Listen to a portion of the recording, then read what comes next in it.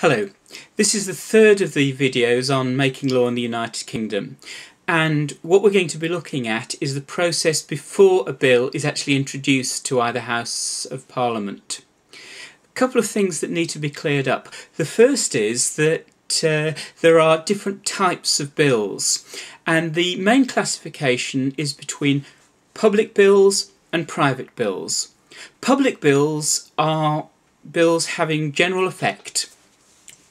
They're the ones that most of us would recognise when they're finished as Acts of Parliament. But there is this other category of private bills which affect specific interests. Now, for example, if you go back to the 19th century, railway companies, canal companies, who required land in order to build those powers, to give them the ability to buy up that land and to have rights over that land, were actually passed in private bills. And we still get quite a few of them today. They might deal with docks, they might deal with local authorities, but they have a special procedure and in fact their own set of standing orders in the House of Commons which covers private bills.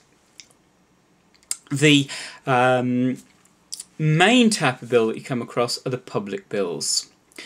That can further be divided into government bills, ones that are introduced by the government of the day, and private members' bills. Those are public bills but which have been introduced not by the front benchers in the House of Commons or the House of Lords, but by ordinary backbench members. It's very easy to, because of the name, to confuse private bills and private members' bills. Private members' bills are public bills. So with that out of the way, we've discussed in previous videos the process of getting the issue onto the agenda, of persuading people right up to the very top that legislation is needed, that it's a priority, and that it will actually achieve some good. Well, it's always been a good idea if there is consultation before a bill comes before Parliament. And you see, if you look at what government departments do, they often bring out consultation papers. And these can be found in two formats: green papers and white papers. It's one of those trivial pursuit questions which actually hasn't got a proper answer as to what the difference is between them. Because you pose that question and people will say, well, it might do this, it might do that. Actually, the only real difference is that originally white papers were presented on white paper, green papers were presented on green paper. Today, even that's not true. But as a rule of thumb, and this isn't an absolute definition because you could argue whether something should be green or white, it is what it is called, rather than there being any formal definition. But essentially, where the government wants to consult on a number of different options, it'll put forward a green paper. Where there is one option, but it wants to consult on how best to move that option forward, then it'll come forward with a white paper. But both are about putting forward ideas in order to consult. That's been around for some time. In recent years we've seen a greater emphasis on draft legislation.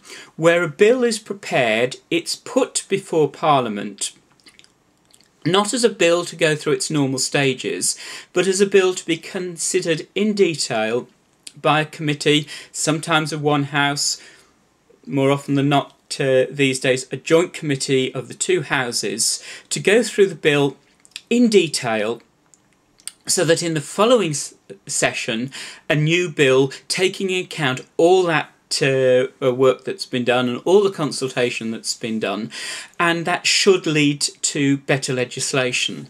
There were proposals at the beginning of this century that would have made much greater use of these. That doesn't seem to have happened so far, but there's a good case for it being taken further.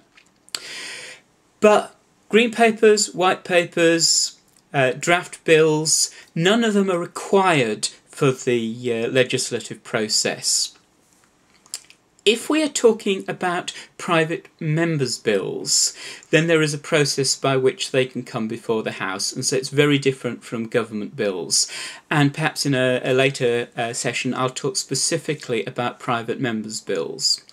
The most successful get there through the ballot, which is held in the early parts of a session, where members put their names forward, and if they're very lucky to be amongst the first pulled out of the hat, they get an opportunity to put forward a bill of their choosing.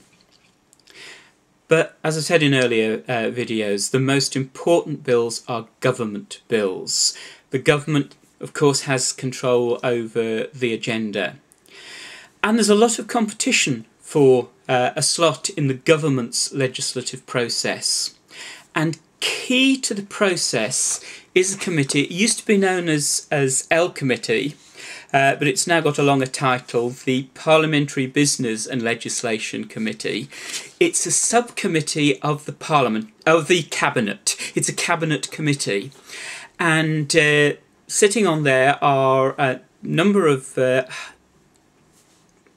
Cabinet members and other people who will sit on it too, and their job is to decide which bills get forward to the government's legislative programme, which bills are given time to make their way through Parliament. So it's very important that this committee is kept informed right from the start, where the chairman of the committee sends out a request for proposals, and departments will put forward the proposals that they would like to go forward as legislation.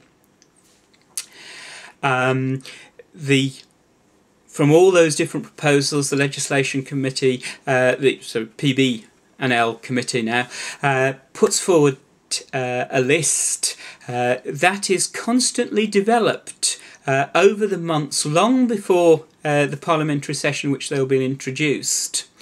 And governments and departments need to keep the committee informed of progress so that a decision is taken as to which bills go forward. So, government bills need to get the approval of that committee. If they have, then time will be given for them to introduce the bill, and time given for them to get through their stages in Parliament. What we're going to be looking at in the next video is introduction itself, where the bill is brought before either the House of Commons or the House of Lords. Certain bills have to be introduced into the Commons, but the choice is up to the government. They ultimately have to be considered by both. So, look forward to putting the next video, which will be in a few days' time, on introduction.